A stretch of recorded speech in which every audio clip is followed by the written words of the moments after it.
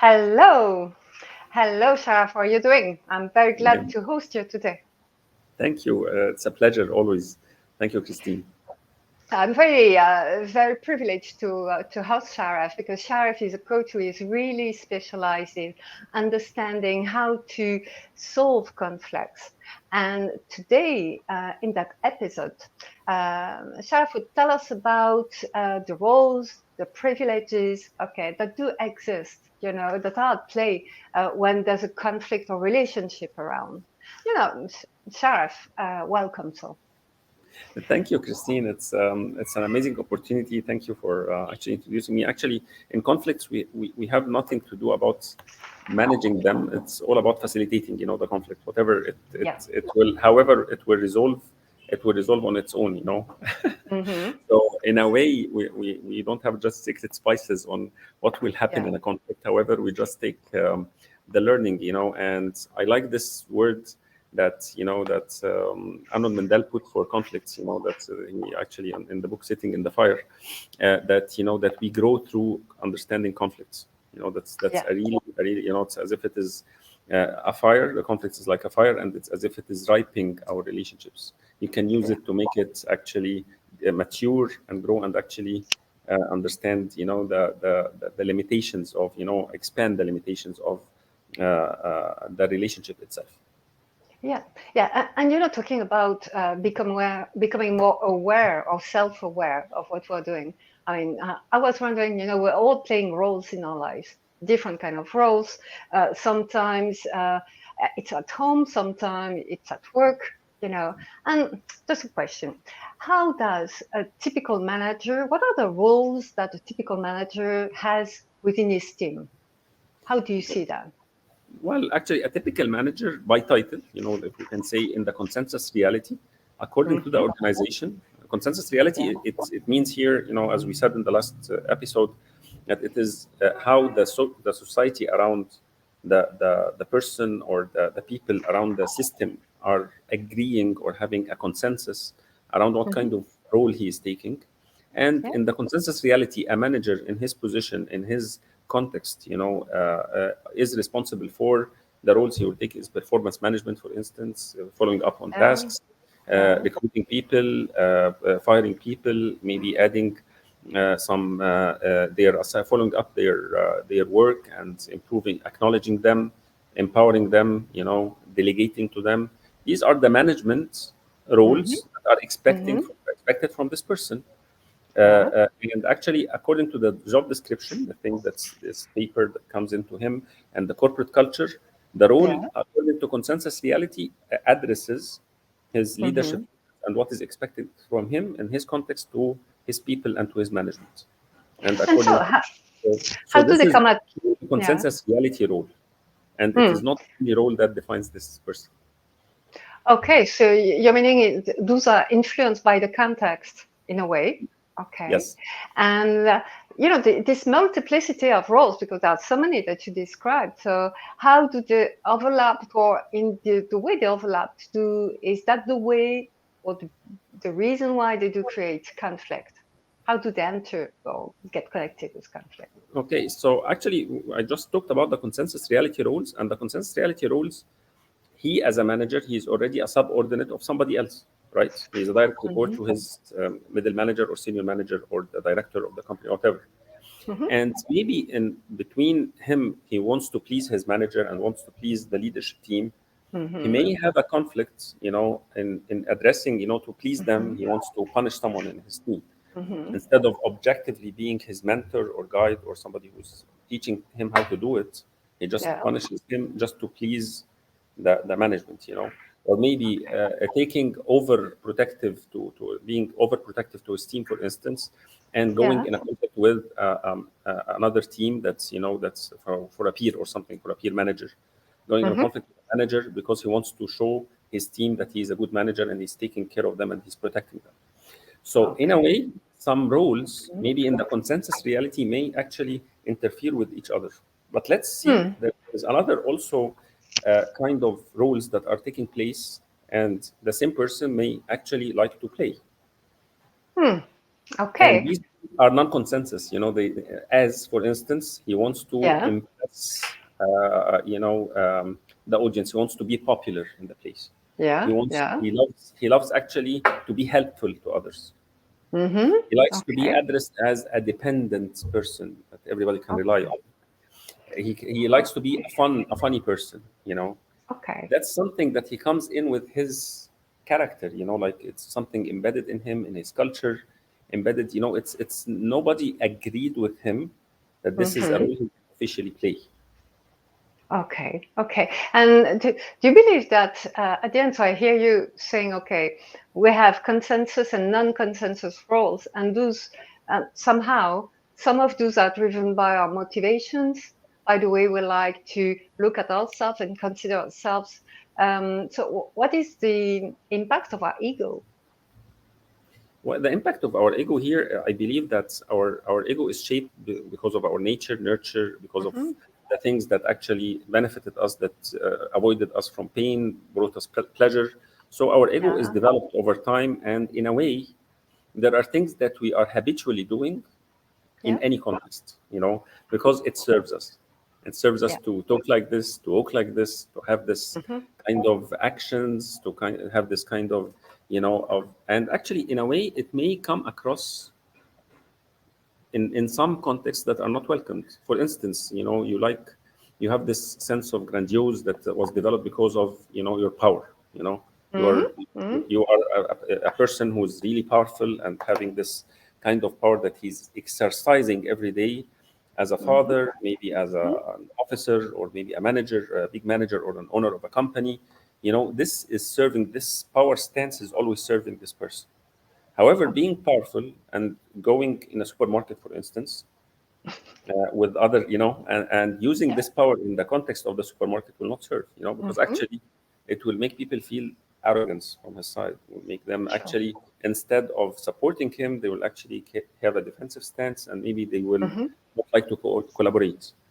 Yeah. If it comes in the organization with this same power, Mhm. he's moving this power, maybe served him in an X organization, and he's coming to a new organization which recognizes and loves, the culture inside this organization, like loves collaboration, loves equality, loves, Mm. that sense of humbleness. The Yeah. leader is humble, and he likes the leaders around him to actually humble themselves Hmm. to the employees. This power stance will actually come in, like, he'll create enemies in the place, and maybe he will be expelled by some after some time if he insists of using power Hmm. and getting things Hmm. done inside this culture, which actually rejects. Yeah. Uh, yeah, Yeah. And when I hear that, I see that already there's quite some complexity actually in sensing what the culture is and what you can do and what is welcome or not welcome at the end. But uh, what's the impact of the real cultural differences? I mean, the one between countries, religions. Sometimes also you could put also genders because I guess yeah. that there are also differences there. So what are their impacts and how to be more aware? Well, actually, cultures are coming in, in the yani, they may come in the consensus reality, like in a place where you are having a company culture that you are already aware Mhm, of. You're already in this company culture. You know how people are dealing with each other, how mhm, the expected behaviors are, mhm. what is expected from each person, and what is the dominating dynamic that is happening. Inside Yeah, this context of the culture, even in the large multinationals, when you go to yeah, branches around the world, if you go to the same company in India, you mhm, will not find the same consensus reality of what the corporate culture is if you go to the same company in Egypt or in France. You will have yeah, some global features that are yeah, recognized across the offices. But when you yeah, go to the local office itself, that is full of mhm, Egyptians, Indians, French, or Italians, whatever, you will find a different, the influence of the local culture that is working out there. So, I'll give you an example. For instance, if somebody from the Egyptian office here yeah, is actually here in Egypt, maybe it's similar in a way to Indian culture. We have mhm, some reserved, what they call it, dynamics that happens between genders. There are yeah, some mhm, extra boundaries when it comes to how we salute each other, how we talk to each other, mhm, what we joke around with each other. And there is the local culture may, in some cases, allow that some people talk about social context and some religious aspects. mhm. Okay. There is some because the local culture is extremely like that. So in a way, it impacted that here the offices may Mm-hmm. actually adopt some minimal talk that Mm-hmm. not create conflicts or polarities in the workplace. If somebody from the local office here may go to another country, like he's Yeah. going to France or going to Europe or going to Italy, and Mm-hmm. he starts talking as he used in his culture and how he perceives the company, Mm-hmm. the Yeah. national company. It is okay that when I talked about these topics in Egypt, that I will Mm-hmm. when I talk about it in France or in Paris or in Italia, or in Italy it will go well. Everybody will Yeah. accept it because this is the company culture. No, it's not the company culture. It is the local flavor of the company culture in Egypt. But it is Yeah. not the case there because if you talk about religion, everybody will feel that you're offensive.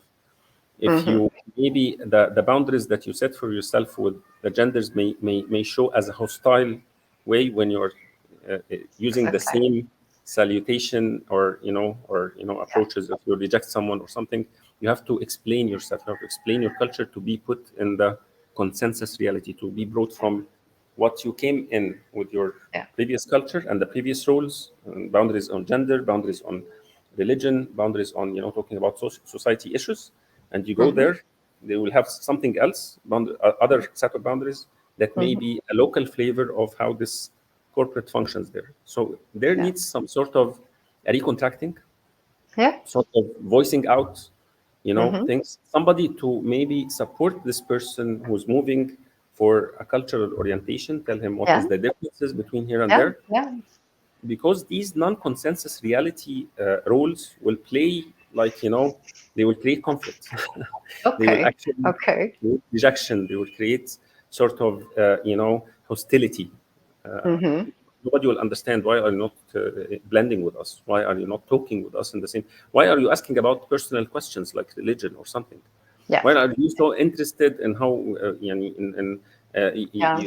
yeah, why are you so interested in what we eat and what is the food there and what kind of food and Hmm. beverage we're drinking or eating, and you're not joining us because so if you Hmm. just voice it out and just tell, it will come to the consensus, a new consensus will be created, and the system will go at rest. It will Okay. come at peace, you know. And actually, if let's imagine that we have one manager traveling around the globe and no one really to advise him on those topics. What would you recommend him or her to observe? Well, first of all, be humble, just be Hmm. open, ask Yeah. very, you have the privilege. This is where the privileges come. Whenever a Hmm. newcomer comes in, he has all the privilege to ask all the questions, even if they Hmm. are stupid questions. Yeah. You understand what I mean? So Yeah. Yeah. being a foreigner or somebody who's coming in as an external, Mhm. or somebody who's actually in a place of not knowing or not blending in or not being part of the system, this is a privilege. That's not, if somebody is there for a long period of time, he may not have the same privilege to ask questions on, can you tell me the history of this food, how it came in, Yeah. can you tell me, what is your preference in salutation, can you tell Yeah. me, is it okay for me, taking permission, Okay. asking questions are a privilege. Just if you are a world tourer, you're a real world tourer, just have the Hmm. privilege, being a guest there. You have the privilege Sure. asking questions, being curious, being Yeah. open-minded, and Okay. maybe inviting others to understand your boundaries. Okay. So it's also about showing curiosity and Yes, being candid in a way, yes, being very open. Okay. yes, So start by being open yourself to create openness on the other side. exactly. Yeah. Yeah. You told before about those roles. I guess you call them overdoing roles. Those Yes. roles that we tend to bring everywhere in our Mm. lives or around us. Okay, what kind of impact can they have? I mean, positive or negative? Well, I may tell, that in a way, I will talk about my issue with this. Hmm. I'll talk about a Okay, personal okay, story. let's go. Okay, I'm a great ideator. Okay, I love putting, brainstorming, putting ideas. That my main strength is ideation. That's my first Okay. strength, and the Hmm. Gallup strength is I Okay. adore innovation. I'm type 7 when it comes to Enneagram. This kind of people who are Hmm. just Hmm. I just split out ideas everywhere. So in my first 3 jobs, I was very intimidating to my managers Okay. because I always was looking systemically at what is needed, and I just jumped up with many proposals to improve the work product that's coming in and the process Yeah. and this. And in a way, it didn't. It showed as if I'm jumping on their authority. I'm ridiculing them. Hmm. I was using it without consciousness on how it will impact their authority, and without permission, without really recognizing that they already have their struggles and their fights Yeah. with the organization, its cultures, to take, and to whenever they want to move a process from one place to another, or put a new system, it has to go global and it has to be Hmm. accepted from certain places. I didn't see all of this thing. I Okay. was just seeing just below my line of sight that Yeah. this is a Yeah. good idea, and then why not take it? Why not try it? Okay. Why not Okay. experience it? Well, And they felt, I guess they felt overchallenged in a way. yes, yes. And actually, here I learned that, in the beginning, I thought that if I don't contribute, that this is against, like my sensitivity here was about Hmm. people who hoard information or hoard ideas. They are not Hmm. initiative enough. They are not positive. They are not really contributing. They're not Hmm. engaged, Hmm. and Okay. they are sidelined. They don't see their value. Okay. And actually, for me, I had this, complex of that, whatever kind of new idea, fresh idea, I just have to put it on the table. I'm very honest. I'm very open. I just put it Hmm. there, and the system will just take it and whatever. I was not so attached to the new ideas, but I was attached to speaking them out. And it was Okay. really noisy when because actually when I Okay. became in their place Okay. afterwards, and after 5 or 6 years afterwards, Yeah. and having somebody with too much ideas and no real feet on the ground to implement them and have them as processes inside the Hmm. organization, Yeah. this is too noisy. I was a real noise, and so Okay. Okay. it Okay. So was. you're also, yeah, you're also saying in a way, be aware of how much how much of an extrovert kind of culture you are, or a more introvert kind of culture you are. I mean, if we're talking about some other Asian, for instance, some of the Asian cultures, okay, might have a different approach versus speaking loud than the one we have. Sometimes when you walk inside a company, you have some impression that things are not really said, or you see people acting in a room, like a management team acting in a room, where um, it seems that there's something else at play that is not said, as if people would have roles that would be different. Like the roles that are kind of hidden. And I was wondering, I mean, what would be, how come that they exist, and more or less how to understand them. Yeah, I believe that this is a very good question, and actually, looking at how different cultures deal with different values, Yeah. sometimes it goes to an extreme. Like because they're really afraid of something. For instance, some Hmm. cultures deal with the loud voice, that Hmm. it is conflict, it's disrespect. Yeah. So we will not allow anybody to raise his voice. Whenever somebody raises his Hmm. voice, he will be out of, he's not actually he's not respecting. This is Yeah. contrary to respect. In this culture, in a way, the individualism in a way is very minimal, because actually here, being different and voicing out that Hmm. you're different is not permitted. Hmm. No, Okay. so talking about personal dreams, talking about ambitions Hmm. that are contrary to the whole culture is somehow shamed in this place. Hmm. You Okay. know, so in a way, there is always for any choice a culture makes, there is always Hmm. some rules that are recognized, they are accepted, Hmm. they are permitted, they are loved, Hmm. they Hmm. are in a way acknowledged, and Hmm. some rules that are considered in a way ghosts. Yeah. There's Okay. something we are afraid of. Okay. So, Okay. for instance, I may talk about shaming emotions in some places. Hmm. Whenever some people in some corporates, and this is still famous until now, it Yeah. has to be a rational decision. It has to be a very systemic. Have to rely on Hmm. data, rely on facts. We have to have Hmm. bulletproof, things, and it's all rational Yeah. decisions. We don't integrate the full spiritual, emotional worlds and the gut feelings Mhm. inside, because actually we shame emotions. Yeah. Everything has to be said in this organization meeting. It has to be based on facts, numbers, Yeah. Yeah. things on in cultures that use this, that rely a lot on the on rationality, for instance, Hmm. and they actually have consider emotions as if they're a feminine thing. They're things that are not reliable. Hmm.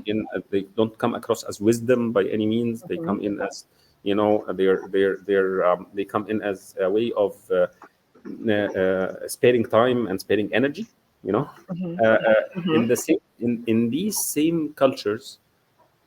And you find here infidelity, you find Hmm. here mental illness, Yeah. you find there lots of psychological challenges, depression, Hmm. Okay. anxiety, because you are relying too much on something that is not the full. You don't embrace the full humanity of of the decision Hmm. making. Yeah, Okay. we are creations that include body, mind, soul, and we have Sure. to For sure. integrate them when we take our decisions. And there is, for each organization, there is a corporate soul, and there is an emotional field that has to be acknowledged to engage people Hmm. in new transitions, new decisions, to move forward with the employee engagement and getting things done. So in a way, ghosts that act like the ghost of Yeah. emotions come in across, like in it voices itself. It's marginalized in such cultures, and and when it comes up with all sorts of bad impact of not Hmm. acknowledging its voice. Okay. Okay. I understand that also often when we're talking about roles, we see also some privileges around, like uh, some people in the room can do something and some others cannot. Okay. Yeah. So it looks like some of those have some privileges. Okay. And how do these privilege impact conflict or peaceful relationship? Well, that's a very good question. While you're speaking like this, I believe that in my background, my little girl, she's Mm. 1 year and a half, and she was just shouting up on her mom, you know. And Yeah. yeah, and I believe Is that that a privilege or a role? that's a privilege. That's a privilege, because she is 1 year and a half. Nobody can actually, can stop Really her say from. very much. Yeah, sure. Yeah. Mm. And actually, in a way, this privilege is coming in, and she's using it. Mhm. And actually, it creates a dynamic that here, even though she is the one who's screaming and shouting on elders, like her brothers, Mhm. sisters, her mother, Mhm. her grandma. Actually, if she does this, that because of the privilege of her age, it Mhm. may be permissible. And actually, us, as as elders, we use the privilege of wisdom to Mhm. actually just let her calm down and see what exact needs she's trying to express, because she doesn't have language. Yeah, However, if for she's sure. older for something like 4 or 5 other years, maybe she's 7 years, 8 years, this will not Yeah, be by any means acceptable, because she has sure. language, she can express her feelings, she Okay. needs to learn Mhm. good manners, good behaviors, and Mhm. shouting like this may be labeled at this stage as a disrespect, right? Okay. She's the same Okay. girl, but in different context. Yeah. So if you think inside the company, you are within a team. Okay. Yeah. What can happen with what are the kind of typical privileges that you have observed so far? Yeah, one privilege, for instance, the newcomer. The Mhm. newcomer always have a privilege of asking Mhm. questions, being mentored, Yeah. doing Mhm. mistakes. This is a privilege, and in Yeah. a way, it creates a rank here that that everybody would serve a newcomer to Yeah. support him or her to, or support them to actually to understand how to do their Mhm. job correctly. Yeah. So if you are a newcomer and coming in a company, Mhm. use this privilege to ask questions, getting mentored, and Mhm. creating new relationships with people on a good basis. don't Yep. feel ashamed and afraid of asking questions. Don't just sit Okay. there and just be a nice person who doesn't ask questions, doesn't really, Okay. and just rely on observations. It is, Yep. you just have to ask questions, move in, create new connections, ask, you know, and the organization, its history, how it's held, the processes, the tools that you use, and what are your boundaries, what can you do, and who is this client and who is this supplier. Just provoke, put questions everywhere, understand, and just get yourself a quick start by getting mentored by Okay. others. Okay. So a It's privilege may be a privilege of somebody who's aged in a way, yeah. somebody Sure. from an aging generation or something. Mm-hmm. This person will normally be looked at as the wise person in the place. It's a Okay. privilege that will give them a social rank that may supersede even the respect that sometimes is given to the owner of the company. Okay. Okay. Some elders in the workplace. Sometimes, I went to some organizations. One of them was actually the office boy. Somebody who's the person who was actually serving coffee everywhere. He was Yeah. having this privilege of the social relationships, and the love that he received from the people was making this person the most lovable person in the place, and he actually influenced to bring in calm in the place whenever there was turmoil. Okay. He was Okay. really using Okay. this privilege. Okay. So Whenever it he was. sees that somebody is stressed or somebody is, he used the privilege of, that he has some happiness recipes, and he goes to this person, serves him, the fruit basket or something like, Yeah. and Yeah. creates some sort of happiness around him, and he was using it. It was a subconscious, non-consensus reality role, but I recall that this was the most privileged person in the place, despite he Okay. doesn't have real organizational power. Okay. So privilege has not, let's say, always a relationship with power. You know, Okay. And roles do not have also always a power, let's say, element induced. exactly. Mhm. The consensus reality roles give power, but it's the person who denies this power and uses it or not. Because Okay. you may be a titled manager, but you are Hmm. not really of character to fulfill the leadership roles, and Yeah. maybe you can be overranked by Hmm. a privileged subordinate who Okay. really takes the heart of the people and plays the leadership role in the place. So the Okay. leader may be maybe a senior member, maybe somebody who's just a professional in the team, who's actually the leader of the group, and the manager is just a title, that's filled with a person and the name. So Okay. here, the Okay. privileges may give some rank, the social Yeah. relationships, the trusts, things like, Hmm. being more knowledgeable, being more, having better relationships Hmm. in the workplace, having more Okay. power and authority to maybe jump Hmm. up some levels or something like that. Somebody Yeah. who may not be a manager may be much Hmm. more powerful than the manager himself Okay. Okay. and overrank So him. yeah, yeah. Those are all, let's say, nuances that one has to catch and understand. Okay, coming into a context. So let's say, as we are just about to end our talk Yeah. together today, what Yeah. are the key advice you would give to people regarding roles and privileges?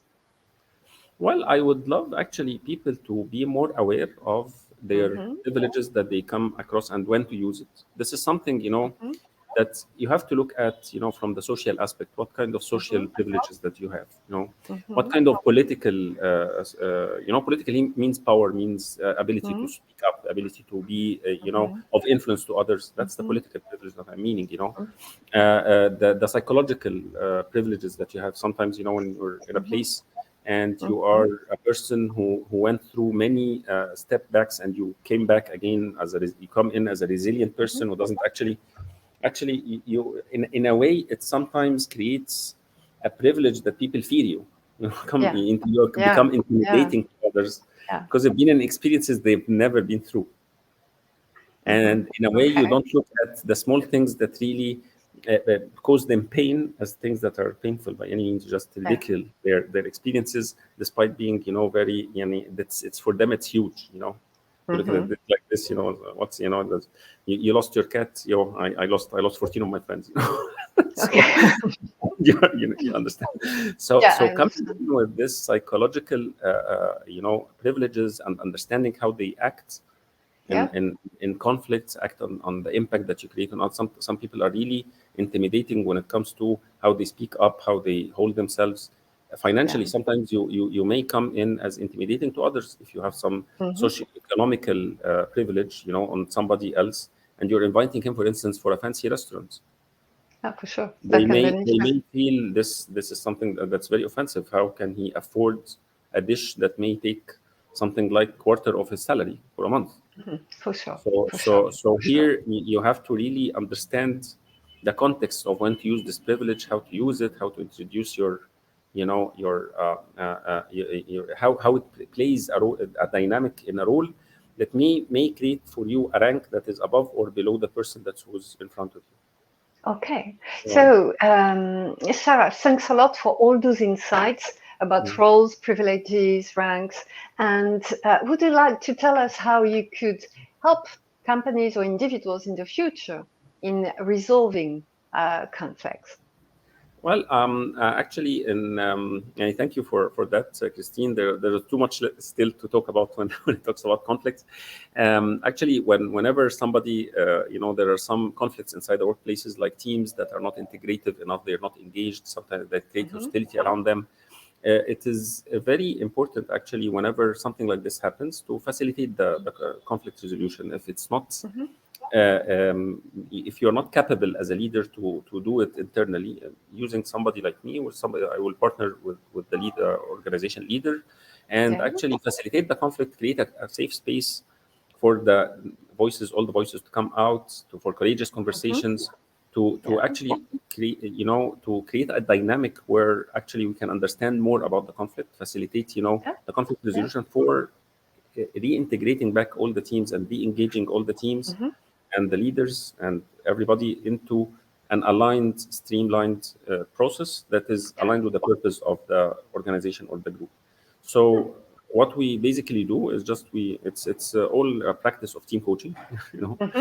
So Okay. so we just create a safe space. We start the conflict resolution dynamic through assessments, through interviews, through setting facilitated workshops, facilitating the conflict itself through a journey until the system goes back at rest. All right. Okay. Wonderful. Okay. So if people would like to contact you, I see that you have all your contact details here. Okay. Thanks again, Saraf, for all those precious insights. And I see you in the next episode. Okay. In about a couple of weeks. Yeah. Goodbye. Thank you, Christine. Thank you for this. Thank Bye you. bye. Bye.